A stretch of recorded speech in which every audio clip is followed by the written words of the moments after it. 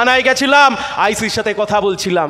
আইসি বললেন হ্যাঁ আমরা ঠিক সময়ে চার্জশিট দিয়ে দেব।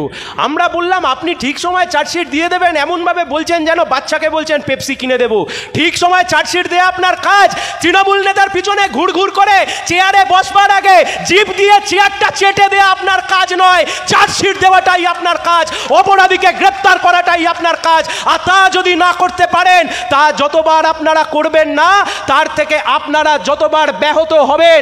এই কাজ করতে গিয়ে আপনারা যতবার তোতলাবেন ততবার বাংলার দিকে দিকে গ্রাম থেকে নগর, এই পাঁশকুড়ার মাটি, এই মেদিনীপুরের মাটি, এই মেদিনীপুরের মাটি সেই মেদিনীপুর যারা স্বাধীনতা সংগ্রামে সামনের সারিতে দাঁড়িয়ে বুকে গুলি খেয়েছে, যে লড়াই লড়েছে এই মেদিনীপুর, আজকে সেই মেদিনীপুরের মানুষ রাস্তায় নেমে এসছে।